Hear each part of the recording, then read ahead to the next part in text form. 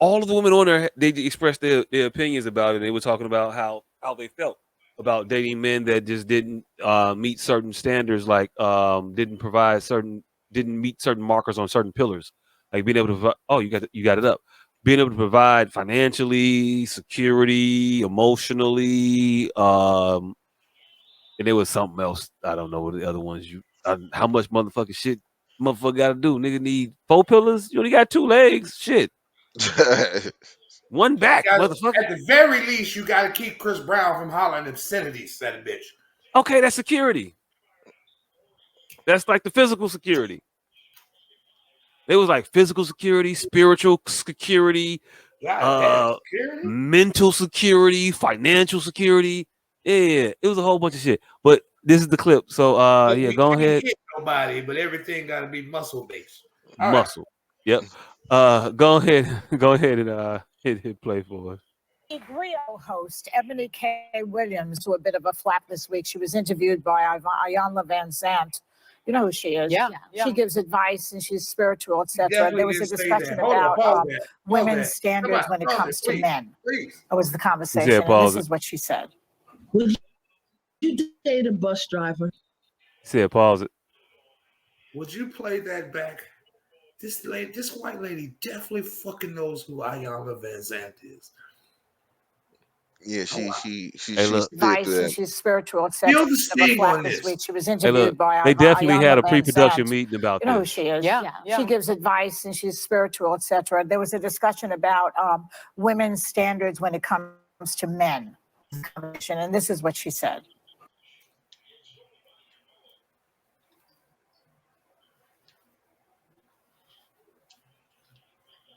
Would you date a bus driver? You date owns it. If he owns us, I said what I said. But then some of y'all started talking about salaries and hourly wages, pensions and benefits. And that's wild because I was never talking about money at all. I was talking about Black ownership. Average is not and will never be good enough for me. And the gag is, I don't think it's good enough for you either. Well, excuse me. Don't mess with that. I understood you coming from. I mean, my grandmother's husband was a sanitation worker, one of the hardest working people that I've ever met. His name was Dr. Dash, and was a surrogate grandfather to me. And I would go with him sometimes, and it's a really difficult job, and it doesn't pay that well, not as well as it should. It should. Pause it real quick. Pause it real quick. It is. Pause it real quick. Pause it real quick.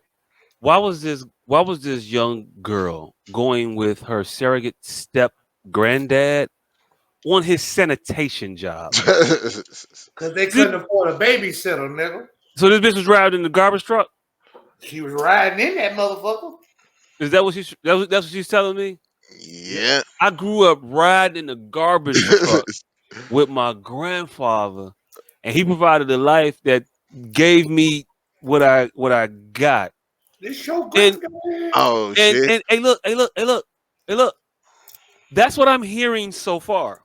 So her life is a rock spinoff.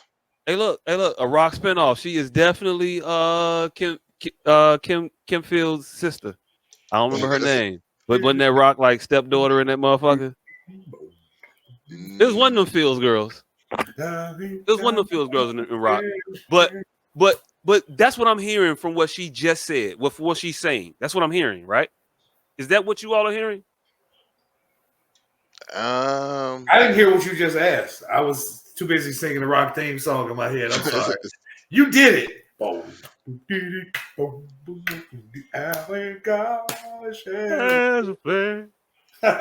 Them that's God shall. Hey, look. What I asked was, is that what you got from what she said so far? I was raised with a working class family, a grandfather that worked on a garbage truck. So my family structure was such that I went to work with him. I rode on the garbage truck with him. And I questioned, why would a child be on a fucking garbage truck with a grandfather?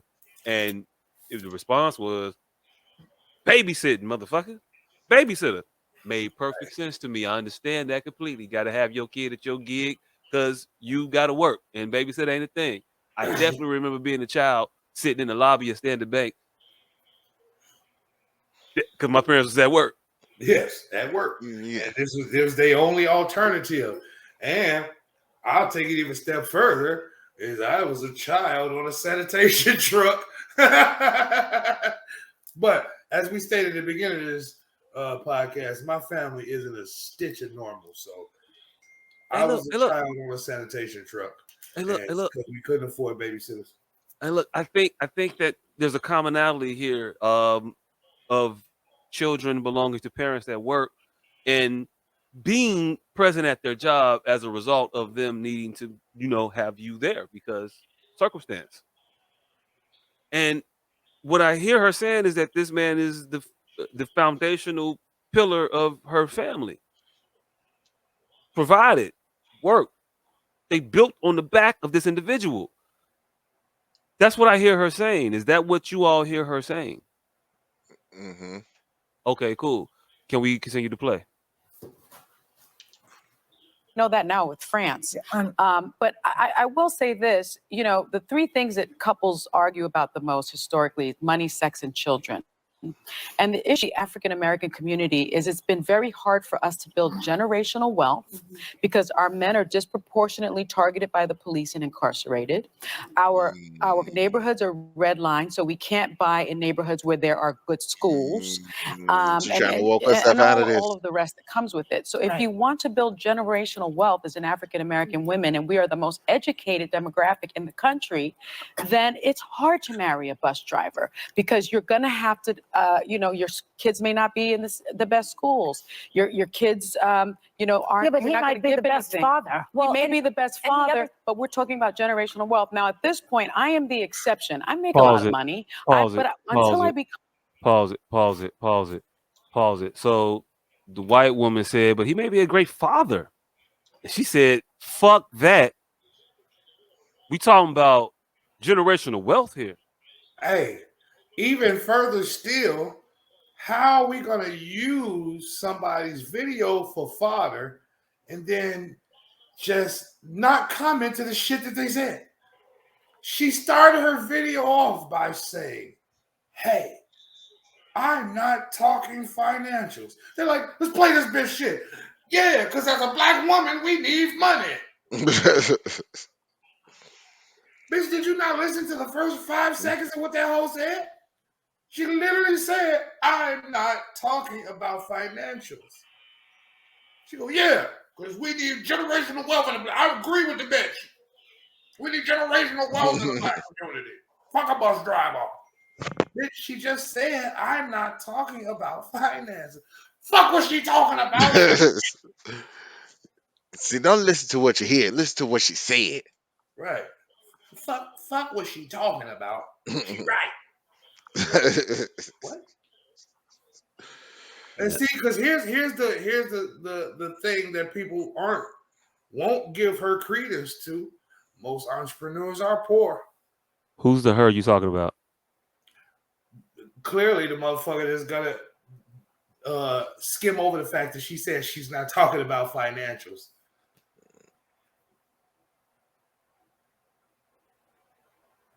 Eboni K. Williams. Yes, Eboni K. Williams. Okay.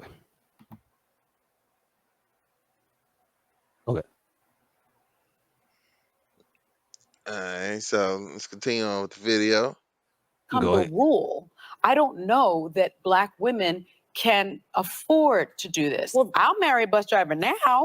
Okay, well, the problem with that approach is you will be blocking out a lot of people, especially immigrants, because my father-in-law was a cab driver for a few years. He came in as a principal of a music school. My mother-in-law had to work in libraries. My brother-in-law was a lawyer from Rio who had to be a jiu-jitsu instructor. For white women. Well, if you're only dating a certain type of person, maybe, because these bus drivers, you talk about generational wealth, I would guess, and tell me if I'm looking to the wrong place, if you're speaking of generational wealth for black people, are you only looking at black bus drivers? Or are you saying for yourself? I'm saying generational wealth as a concept. Well, because I'm just saying that, like, when I look at these, I wanted to be a teacher. I had no plans of making much money, so I never saw that part. Knowing dating, I feel like you also limit yourself if you remove that they could be the best father, the best partner, treat you better than anyone I in the think world. we have a lot to say about this, so we'll talk about it when we come back. We were talking about Eboni So K. pause it Williams, again. who Pause it basically again. said, Pause it again. Go ahead and pause it. So what I keep seeing here is a commonality of thought. Two women keep talking about referencing the character of an individual and talking about the importance of the character of an individual, and one of the women keeps talking about what a person is able to provide financially to the situation, and that is her priority. What is the financial ability of this individual to create generational wealth? And she keeps saying generational wealth as a thing, which I want to talk about after we watch the video, but just pay attention. She keeps talking about generational wealth, generational wealth, generational wealth. Let's listen.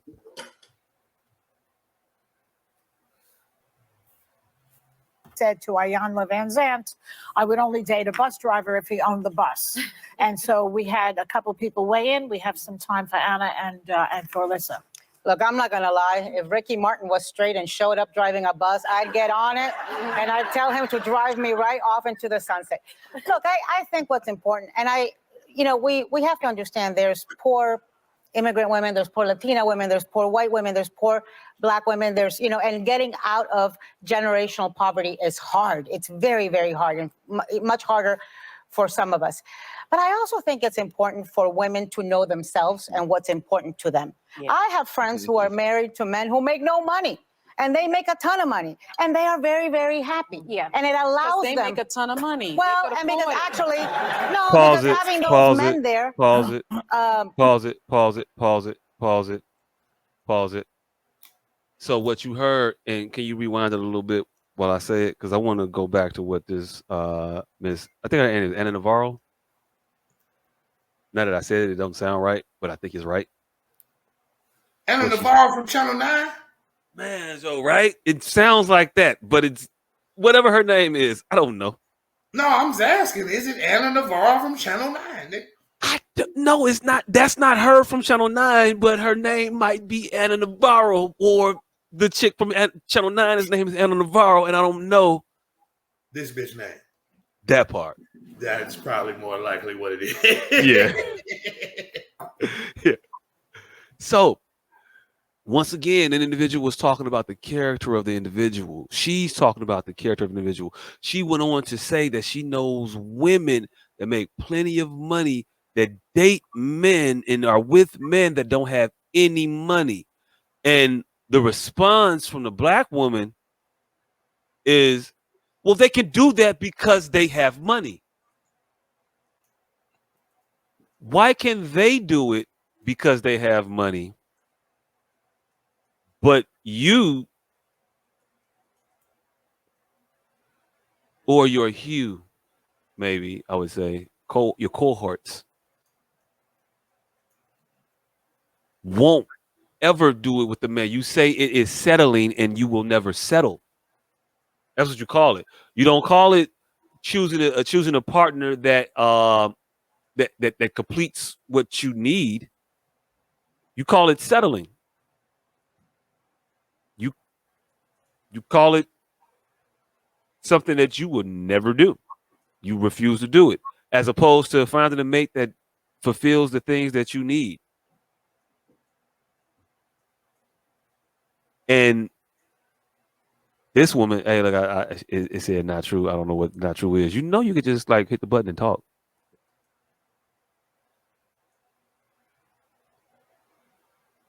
Okay, she said she would date a bus driver now, but she wouldn't have then. Let's hear the full full exchange then. If you want to push back on it, go ahead. But you could talk though. We ain't got to read all this shit. But go ahead and play it, and we'll hear it. Poverty is hard. It's very, very hard, and much harder for some of us. But I also think it's important for women to know themselves and what's important to them. Yeah. I have friends who are married to men who make no money. And they make a ton of money, and they are very, very happy. Yeah. And it allows They them. make a ton of money. Well, and because actually, no, because having those men there, sometimes taking care of the children, taking care of the house, allows them to have those successful careers. No, listen, the important thing, Sonny, is that you don't feel complex about it, that you don't feel insecure about it.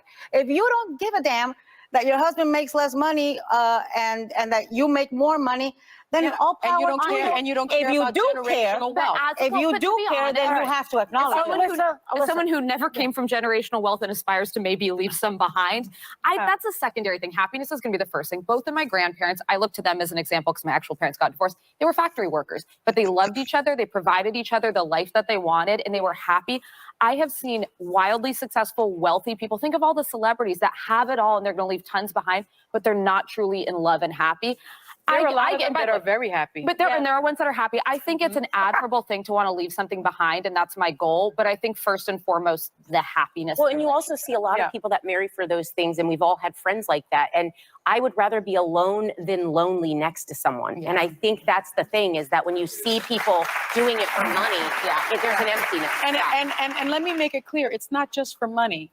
I think that every generation needs to do better. At least that is my feeling. My father always told me my average must be excellent. And that is because of the history of African Americans in this country. Yes. That is the perspective that I think Eboni was coming from. And that is my perspective. Yes. I would not have been able to pay for my son's college, pay for my daughter's private school without the choices that I made. And if not, they would have had to have taken out loans. And there goes another generation saddled with debt and no generational wealth. And I can't accept that. Okay. Is she trying to woke gold digging? Yes, she's trying to woke gold digging. Yes. Nah. That is actually a pretty fucking amazing job of tap dancing. I'm impressed. And was a surrogate grandfather. Are you to me, trying and I to- would go with him Well, sometimes. are you playing and this it's for a really reason? couples argue about the most historically, money, sex. I don't know. Like, are you playing it there for a reason? What's happening? I was trying to find the spot. I didn't know if you wanted to hear when she said that she will now, but she wouldn't have then. Yeah, I heard her say that. Then I heard her decry that entire thing. The entire time. Hey, look, it's cool. She said it. Yeah, I mean, I do it now, but play it. Go ahead. If you want to find it, you can play it. No, that's fine. I just Okay. wanted to let you know that's what she said. Cool. And she said that all while she's discouraging other individuals from participating in the exact same activity. And I'll say this about that. Generational wealth is not a thing you can build without building generations. You can't build generations on a shaky or faulty foundation. So if you are sitting here trying to exalt generational wealth based on a shitty family structure, a situation where you just put your kids in private school, boarding school, whatever, and never parented them, never took interest in them, never reared them, you're probably not going to have generational wealth. You're probably going to have money that you're going to pass down to your kids that's going to be gone in their life. Weak people don't build strong people. Weak people abandon their people and their principle. If you want to hang your hat on family foundation and generational anything, then you need to be, first of all, in a committed relationship off top before you could do anything generational, wealth or otherwise. No? But yeah, Mm. if you're So trying to hey, build generational, because if your angle is stability and all of that shit, then you should be wanting to build it from a perfect structure. So you should be choosing people that, one, have a core sense of morality that aligns with yours before you assess finance. But oftentimes, individuals, maybe not her, I don't know her as an individual person, but people like her, and oftentimes people that espouse the same things that she espouses. Is that the right word? yeah. Okay, cool. Um, Lead with money first. And they oftentimes build their money on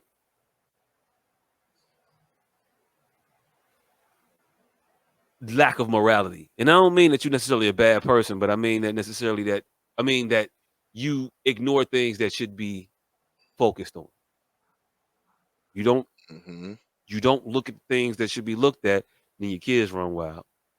Your house is in disrepair. Your relationships fall apart because you're just chasing financial goals. You're trying to reach certain markers so you can build generational wealth, all while letting the generation crumble. You can focus on the money. Cool. If you never focus on the character of a person and the individuals that you're dealing with, the money is gonna be shit. The money's gonna be empty. It's either gonna be gone, or you're gonna have a lot of money and no actual family. A bunch of cold, callous people that don't care about one another, that have empty Christmases and Thanksgivings, and you sitting there wondering why. And you look back, it was because of the goal of generational wealth at all cost. There's other things you gotta weigh. And I don't know at what point we're gonna understand that we can't build our families generationally or otherwise if we don't build our families in a real way. And you're not gonna get that by just excluding motherfuckers based on your arbitrary ass rules of I want to attain these golden rings of shit that don't mean nothing. All you talk about is, well, I'm gonna get the best education and shit like that. Okay, yeah, but I don't teach you anything about morality. They don't necessarily build character in your children. So while you out here trying to attain things that get them this education, they got no character. Now you building fucked up people. And then you wonder why the world's a fucked up place, because we built all these fucked up people. Because nobody cared about anybody and nurtured anybody. We just all wanted to go to work and build something and leave some money behind for somebody. Somebody got to care about these individuals. And hell, women, you are strong. You want to be the leader, be the leader. You want to be the one that be the breadwinner, be the breadwinner. But you don't want to do that. Somebody got to. You don't want the man to rear the children and stay at home and do the things that need to be done for the family to strive and be successful, to be the nurturer. That can't be his role. Nah, you all kinds of punks then. You all kinds of punks and ain't shit niggas and deadbeats and lazy, and why don't you get so that can't so while you're out trying to conquer the world and he's out trying to conquer the world so he can have a companion, nobody's rearing the children. Because we all want to get some flashy fly shit that we don't fucking need. Because you don't want a Honda Genesis. You want to get a motherfucking, well, actually a Honda Genesis is probably a bad example. You don't want a motherfucking Civic. How about that? Yeah, Civic. Yeah. You want to get the BMW i3 series. That's what you want to do. Fuck a Civic. So that's 60 grand different. You know what I'm saying? Civic do everything that you need to do. The motherfucker got Bluetooth. The motherfucker got four-wheel. Well, I don't know if they got All four-wheel to do drives the in the same Civic. shit. But they do the same fucking shit. Same fucking size cars. You're still gonna be crunched into that little motherfucker, but it got a B, M, and a W in the front. And you trying to, so you're gonna sell your soul effectively by doing all this extra ass work and shit, and not rear your children, sacrifice this generation morally to support this generation financially. It's backwards. It's backwards. And you don't like when the man is the nurturer. It won't work. The man will be fine with you being the nurturer. We've seen the examples of that go on over and over and over again. So for the betterment of the generation that you claim to love so much and care so much about, go back to being a nurturer, or let your man be the nurturer, and don't shame him for doing it. Because what Anna Navarro said, even, hey, look, quote unquote, she hit her with some real shit. Mm-hmm. You can't have a complex about making more money than him. You can't be insecure about it. That's what she told her. And she glossed right over that and stepped right the fuck on over that. You can't be insecure about it. Somebody got to be the nurturer. If that motherfucker is making the parts a whole, then they're facilitating the job. Mm-hmm. And should be respected as such. Should be respected as such, but you can't respect it if they don't pull in what your measuring stick is, and your measuring stick just holds the actual family in disregard to the almighty dollar and what you can get. Like I send my kid to a private school. We could go on. I could put you in them Jordans, baby. I ain't never here to drop you off at school on time and make sure that you get a balanced fucking breakfast, or you go to bed on time, or none of that shit. But you got that motherfucking moose knuckle coat. The fuck?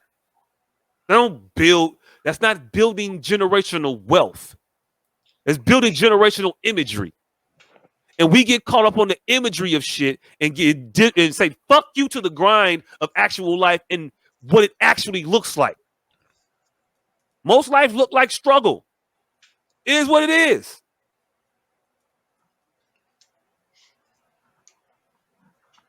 Yeah. Some adversity should be allowed. But yeah, to your point,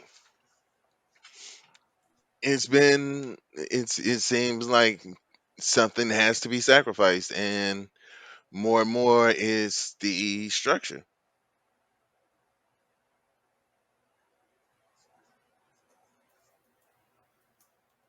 All day. All day. It is the family structure. It is what the goal is supposed to be. Say, fuck that. I want to keep up with the Joneses and keep up with my imagery and go from there. As long as I have the image of success and of upward mobility and movement, I don't give a fuck that my kid got this drug habit. I don't give a fuck that he's strung out. I gotta go to work. Mama gotta get it. Mama gotta go make the money, pay the bills. Meanwhile, son is left to raise himself. Son is posting images on Facebook of him smoking weed, blowing it out, throwing up gang symbols and shit.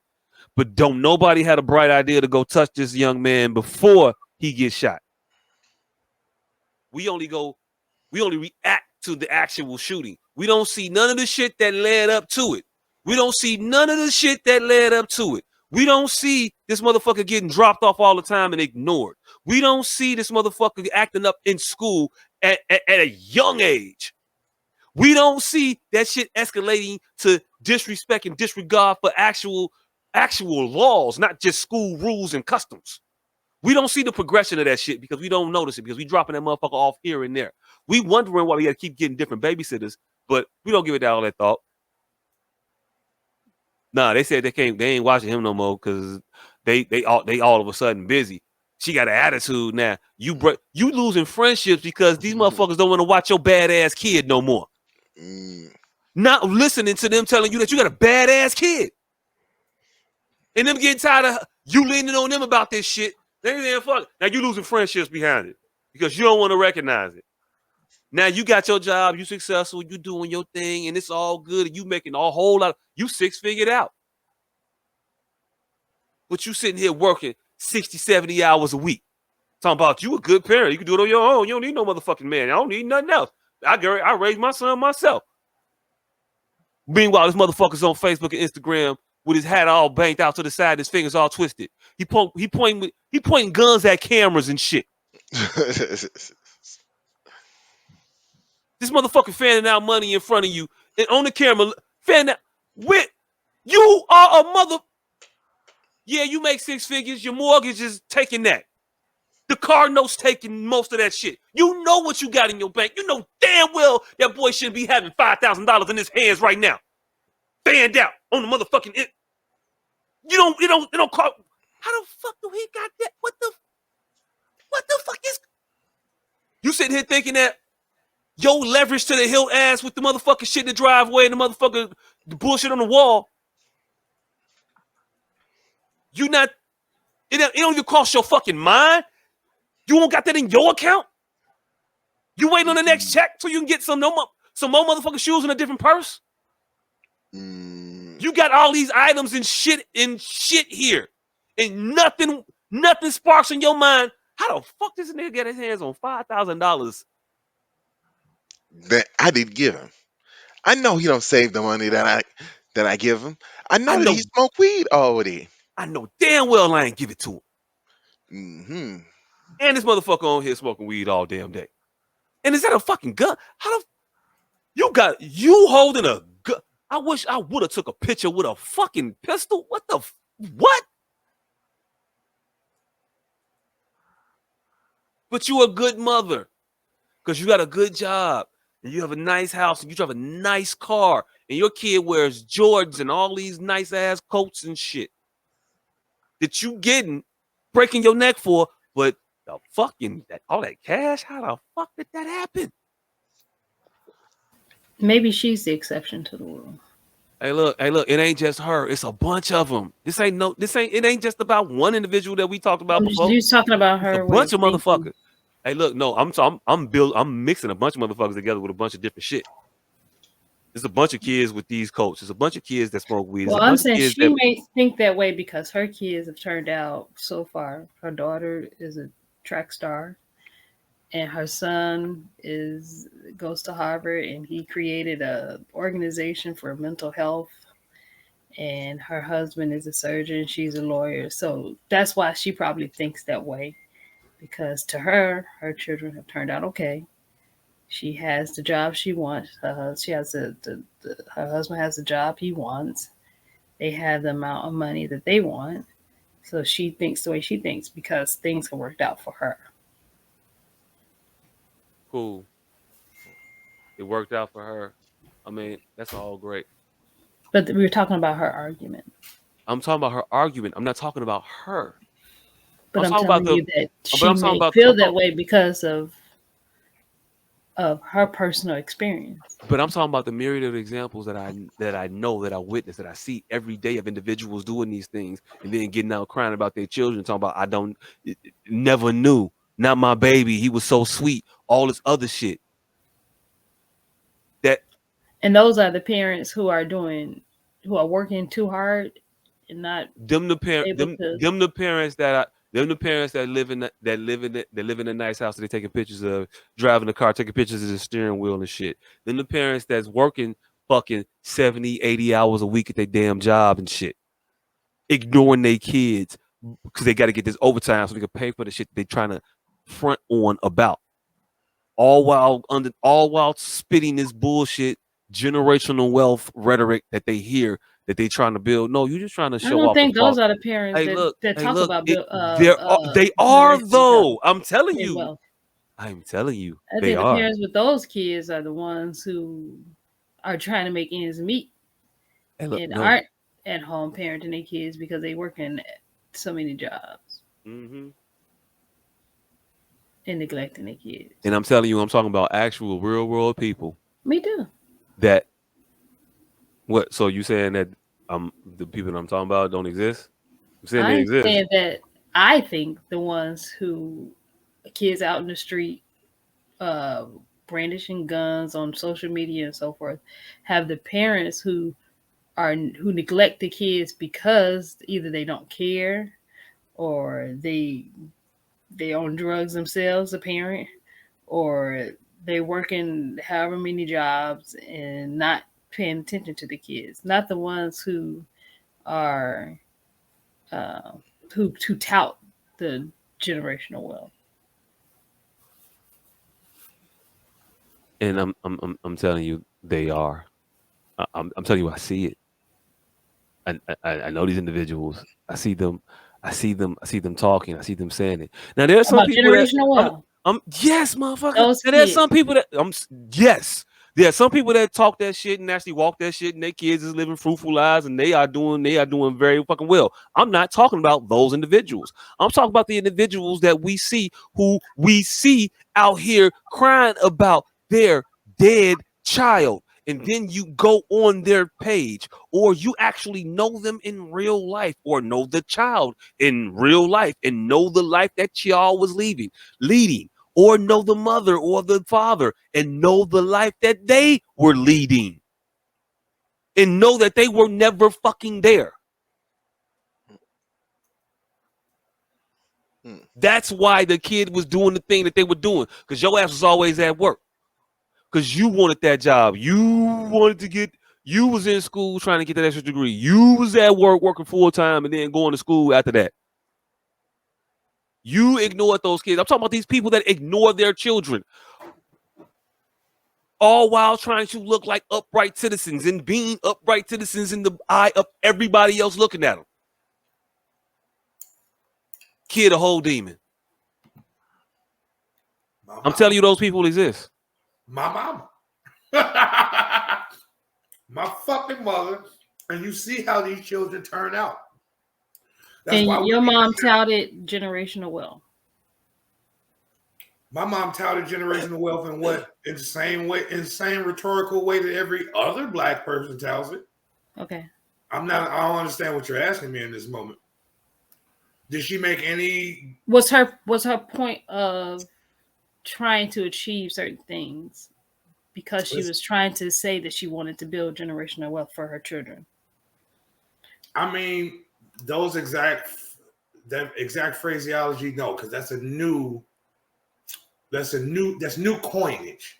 But they've always been talking about the definition of generational wealth without the coined phrase. So, like, I got to get this money. Their children struggling, providing for their children, struggling, so my kids don't have to struggle. I mean, the verbiage has changed, but the sentiment remains the same. Trying to do better than them before me, all that Trying shit. to do better than the people before. Yeah, that's what I'm saying. Yeah, she was touting what she was trying to do for her kids, not I'm just trying to make this money. I need to get this new car. I got to get this fancy house. Or was it about what she's saying she was trying to do for her kids, but she was still trying to do it for herself? I mean, that's kind of a plausible deniability slope, and I hate going down those because you can say that these things represented whatever you feel, and they always have the plausible deniability to say, no, that's not, you're mistaken, because they never outwardly came out and said, hey, I'm doing this for me. But like I just said, it would have been more beneficial to my mother and myself had she given me up. She could have recoiled, and refocused herself. But the ire of the public for giving up a child made her tote me along through this fucked up journey as to where 2 steps forward, 3 steps back, as to where I lived at a different residence every year, as to where I went to 9 different schools. Like, you didn't have to drag me on that trip. That trip could have been 2 years where you just left this child with his parents or his other parent, grandparents, aunties, uncles, buckle down and refocus your efforts, and then when you got your child back. But that's not what took place. So, was a motherfucker trying to build generational wealth or making it better for her seed? Because her seed didn't see no better. Actually, her seed saw worse because she grew up in a family-oriented environment. I was snatched out of that. So in the guise of doing better, see, here's where the logic plays in. People will logically say some shit that you can't combat because the guise looks well. The facade looks well. They know how to arrange the Lego pieces. But if you step behind the curtain, it's clear that the ethic doesn't match the tone of conversation. It's just clear. Like you can say I don't like ants, but if you're constantly literally throwing crumbs everywhere, but sweep your porch so don't nobody see the crumbs. Like you know what's going on in your head. The people behind the wall know what's going on, but the populace at large, because of how you represent yourself outside, has a hard time even fathoming what's going on behind that fucking curtain. Because it may be so outlandish, it may be so out of touch with reality, with actual reality. It's hard to fathom what goes on behind that curtain. Why in the whole hell is this nigga calling me? Nigga, because you was in that motherfucker knocked out. Nah, nigga, I was actually sending a text to somebody. That's what you was doing? Yeah, nigga, I got my phone right here. Hey, look. I put you on the big screen. We I all know. saw you. I We all seen. saw you. You saw that? Yeah. And you ain't. And I seen him on the big screen. I seen him with the solo. Then I seen him in the little corner, up and away, fighting away. Like the more you know. All right. Hey, we was having an interesting conversation. I just wanted to get your thoughts on it. Also, I don't know. But I ain't want to stop him from talking though. I just wanted to put you on the. Oh no, that was basically it. My point was that I had no point. My point was shit be too ambiguous to have a point. That was my only fucking point. But if we were all to genuinely concur on what shit, this is what we need to do. We need to come to genuine consensus that people are intelligent enough to know where the consequences of their actions. Like people at this point, at this day and age, have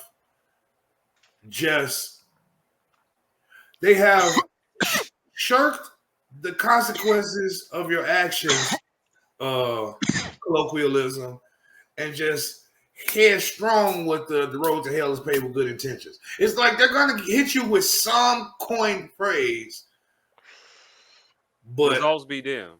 But results be damned. Right. And I believe that a lot of motherfuckers know where these paths are leading, but they can't shed outward input. They can't shed what people will think of them if they do what's necessary for them. Mm-hmm. That's what I think. So that's my long-winded answer. Yes. Hey, look. Yep. I agree with you, sir. Yeah, that's my long-winded answer. So yeah. In conclusion, in case y'all forgot, generational wealth. Motherfuckers might not have said the words generational wealth, but the sentiment that they've been pushing since Jim Crow is the same. Mm-hmm. But nobody ever aligns their the efficacy of the shit they're saying. Like, they know for a fact the shit that they're doing ain't gonna produce generational wealth. We just watched 5 almost doctorate-levelly educated women listen to another doctorally educated woman and then not address anything that been said. Mm-hmm. I mean, played it on tape. It's living in perpetuity. Like, we all saw it. The lady literally said, I'm not talking about finances.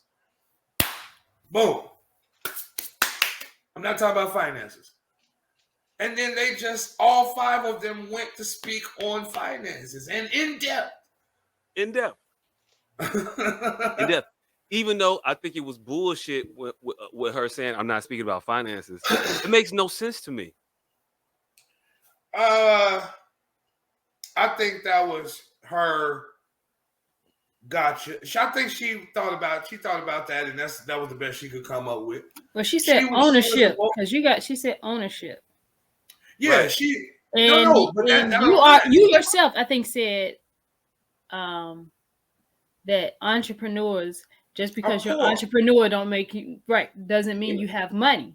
Yeah. And so that kind of can align with her talking about ownership. She but then she also, I think she did say generational wealth at one No, point. Did she not? ownership will eventually produce some. If we're all right, if we're all thinking about this not like a business failing, ownership will eventually produce some generational wealth. So, for people to attack her based on what she was saying is false. Like, now, if her rationale for not wanting to date a bus driver is what she said it is what we is up for debate.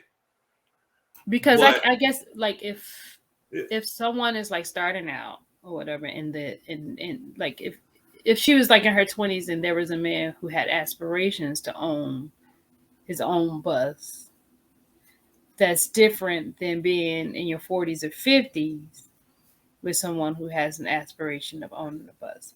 no, what all I'm saying is to her point, to her second point, to her reiteration, she's true that it isn't about finances when you talk about entrepreneurship, because most entrepreneurs are fucking poor, like especially in their first 3 to 5 years running their business.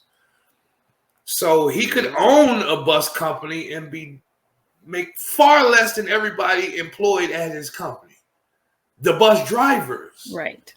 So I agree with the statement she made, but I don't agree that that's why she made it, to talk about ownership. I think she was covering her ass because she didn't want to seem like a gold digger. So she thought of a fucking way to justify ownership without making it seem like it was about gold digging. What's the definition of gold digging? Because if you have money, You can still is be it a gold digger. considered being gold digging when you want someone to be compatible to also have money? It's gold digging when your main attraction to a person is their financial status. No matter how much money you got, no matter how much money they got. It was there were wealthy prospectors out there in the dirt with their The woman tins could in the be the water. woman could be rich and the man could be poor, and she's still a gold digger.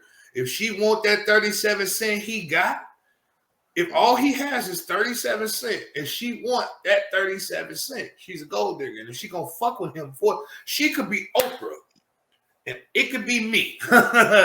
If she's sucking my dick for the little $3 that I got, she's a gold digger.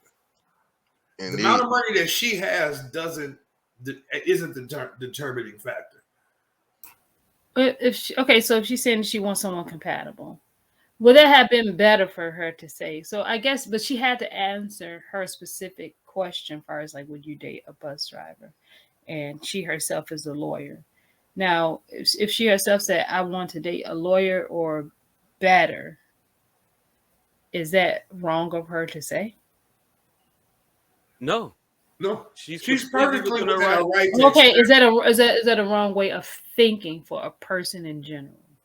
compatibility. No, that's the problem. We more need to be honest with what we deem as fucking compatible. And if we're being honest, two lawyers are not compatible. Because Right? you're saying that when would they have time to be together? When will they have time to be together? When will they have time to build the familial unit in which they're claiming to aspire to, with them both being attorneys and working all hours into the night see, and doing all that. I Claire was and Cliff is a fallacy. That's a fiction. see, and when you say two attorneys, I was more thinking of two people who sole job is to argue. would not Oh be shit. very compatible. Oh shit, bro. Yeah, that part too. Ain't nobody letting go of shit. I was reading trying to finish the Michelle Obama Becoming book. And she talked, her and President Barack, they, although they stayed married, they had a rough time when the children were born, and he was being a politician, I guess, and trying to achieve his goal to get to eventually presidency. But that was very tough on Michelle during that entire time frame. And I think why was it tough on her? because he wasn't there. And what was her responsibility? What was the weight she was bearing? Well, she was still working because when he was in politics initially, I don't even know if it was because if it was a financial thing. I think finances was a big thing because he really didn't make a lot of money until I think he became U.S. Senate, because at that time his book he spoke at a congressional caucus or something like that, and his book the Democratic National Democratic National Convention. Convention, and that's when he gained all this attention, and his book actually sold. Even though he wrote a book years back, the book didn't do as well. Yeah, so that book ended up doing well, but at the time she was working a full-time job, and he was also working as state senator. So he lived in Springfield. Well, he worked in Springfield and lived there Monday through Thursday. Okay. And he came home Thursday through Sunday, and she worked full-time. So that was tough as far as like getting a sitter, take the kids to where they need to be, cooking for them, make sure they have bedtime, all this stuff or whatever. So she resented him for a while for him living in Springfield, being able to having to take care of that baby. Carve in time for himself. So he was able to carve in time to go to the gym and do these things or whatever. She was like, I'm struggling to take care of the kids. And then she realized that she had to figure out how to carve time for herself so she wouldn't resent him so much. But yeah, he was not.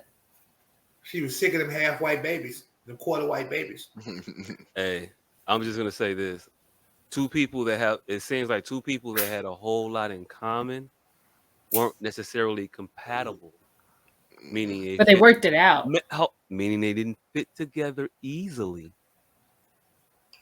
And they had to work hard in order to make it work. A lot of people don't put forth that effort and aren't successful at making that work. I think that Barack and Michelle would be more so the exception as opposed to the rule. I think that you would find more failed relationships with individuals that had very similar circumstances to them without the specter of notoriety and eyeballs on them because of his particular job function. So it's a little different when you're being groomed and vetted to be the president of the United States. And let's not be so naive to think that he was not on anybody's radar before he made the speech at the Democratic National Convention. You only get there for a certain reason. They might have been thinking that he would be the president of the United States so quickly, but he was on the track. He was in the consideration of, man, maybe this motherfucker we can look at for some other things, big things in the future, whatever, what have you, but on that same track that presidents are born from. Clinton was a fucking small town governor from Arkansas. I know he made a lot of like connections with a lot of other governors. I think he was like the president of the Governors Association or some shit when he was the governor of Arkansas. And that's how he swept the wave up or whatever. But Barack and Michelle, two commonly linked upwardly mobile, equally educated individuals, have a hard time making it work. Now let's just think about the motherfuckers who aren't the exceptional Barack Obama and Michelle Obama. I feel like that's everyday life with any family and couple. Yes, it's everyday life, but most couples succumb to the pressure. Most people say, "Fuck it, I'm out this bitch." because I just feel like there are people, even though they're not even lawyer status, let's say a banker and a teacher, you're still spending a lot of time away to do your job. Yes. And if you still have children, yes. Take the whole generational wealth thing out of it. Just working your jobs, like you're gonna be away from your kids. Mm-hmm. You are. You are. Now, hey, look, you're gonna be away, but the teacher, hey, look, maybe they're working 80 hours, maybe they're not. I don't know. But they get the summer off. Spend that time with your kids and reset and get that effort in and put that in and build that foundational support. You have to be able to do it at a point, and in the way that it's going to be most conducive, most easy to happen is with one motherfucker working, one motherfucker not. One motherfucker may be working a high power job, and one motherfucker working a job where they don't have as much commitment or demand on their schedule in their life, and they're able to acquiesce and bend and be flexible to the other person. Somebody got to fit into somebody else's schedule. Yeah, true. That part is definitely true because, like, shit, even me, like, my goal is to work 90 hours this week. I'm halfway there. And that's nuts. And in order for me to be able to do that, it's like I'm try to be around for as much shit as possible. Like try to be up when they get ready for school, go to school. But there's a lot of shit that I miss out on. Hey, look, 90 hours in a week, that is 18 hours in a day. That is 6 hours of sleep. I know you don't commute, so okay, you take that out. But still, that's 6 hours of sleep, man. Coupled with everything else that you got to do. Yeah. That is crazy. Just on your physical self. I don't know why I said physical self. I've been noticing that about me lately. I say a lot of things twice. Redundant. Very redundant. Hey, look. As example here. You say things twice over and over again, redundantly, repeatedly. Yep. But yeah, I mean, I also work 3 jobs, so it's you earned that profession now. And is it to build generational wealth? Nah, it's so I can enjoy fucking life. For those 6 hours a day. Yeah, I always take a day off though. Always manage to find one day off. Mm-hmm. But in order to do that, I need somebody that's gonna be able to pick up all the pieces that I leave down. If you working 90, you can't really be with a motherfucker that's working 60. Yeah.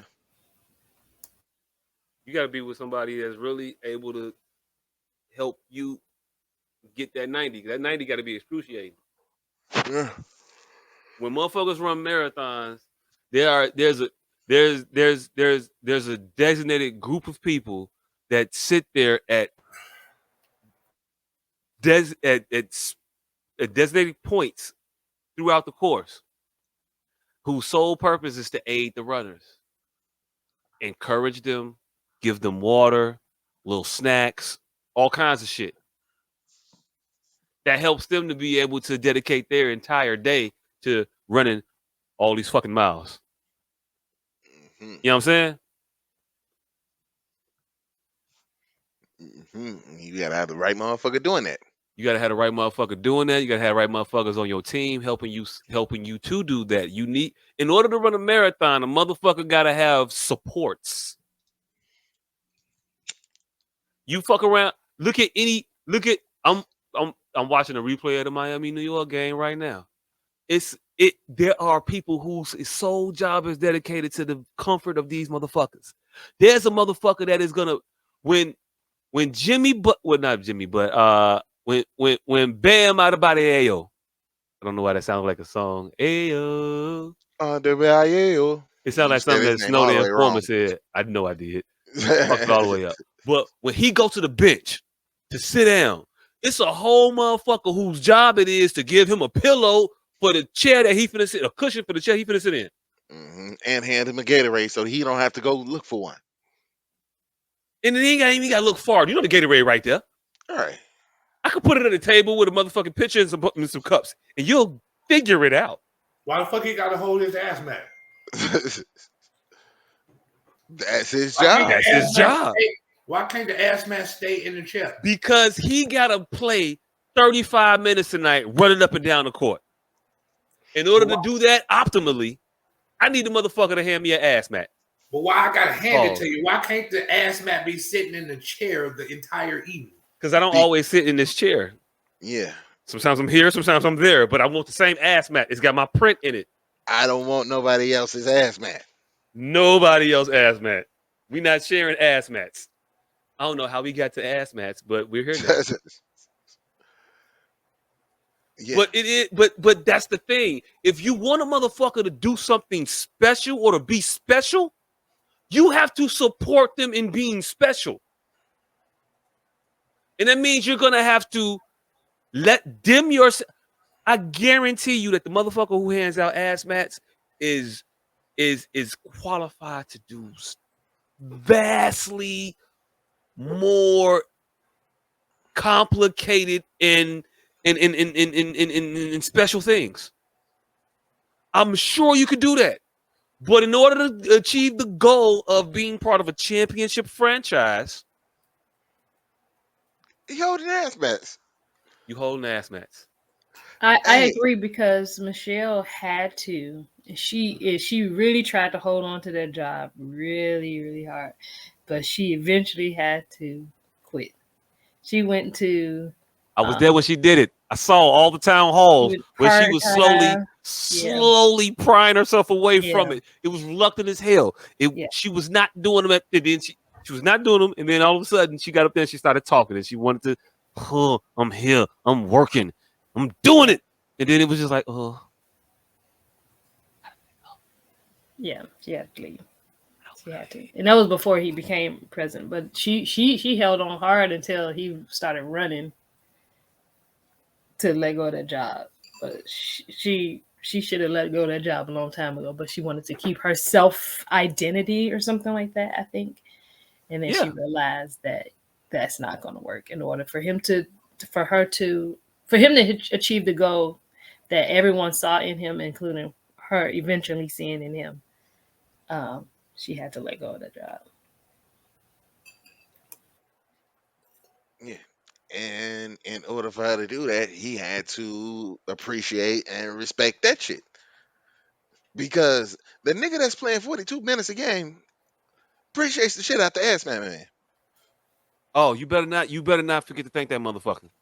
And if you forget to thank him, you better for damn sure make sure you tip him incredibly around Christmas and Thanksgiving and all the other, necessary. When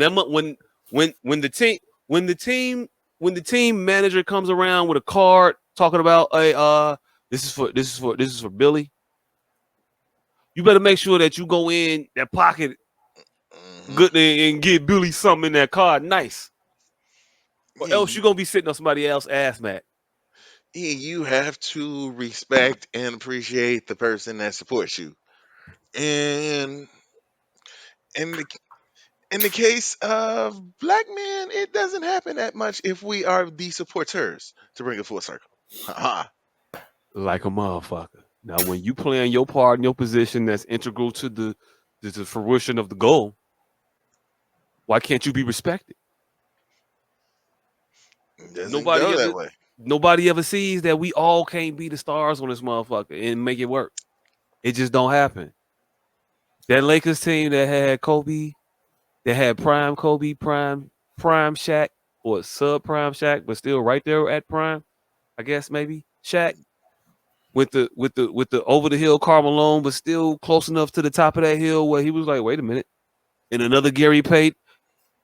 All of those individuals, Hall of Famers, team of them, couldn't beat as a group of scrappy young individuals who collectively made 4 all-star teams. Mm-hmm. I don't even think that's bullshit. I think I might be right. They did have like a run that I remember of quite a few years where the coach would just put all 4 of the motherfuckers in an all-star game. The whole team would be out there. Hey, look, collectively, I don't think one of them got more than 4 all-star appearances. Nah, but they all got them together. Hey, look, we talking about a team of Hall of Famers. What the fuck have we been talking about for 14 minutes? Oh, you wanted this show to be about relationship advice and shit. So no, that ain't what it was supposed to be about, relationship advice. That's for his segment. That was just a segment. The segment is over an hour. Yes, an hour and 15 minutes. Okay. Exactly. An hour and 5 minutes. Okay, all right, my bad. Well, fuck it. I thought we were still talking. Anyway, all right, cool. Moving on. Yeah.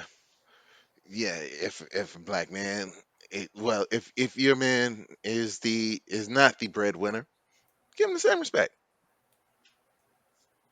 Hey, look, motherfucker who preheat the oven need love too. I don't know.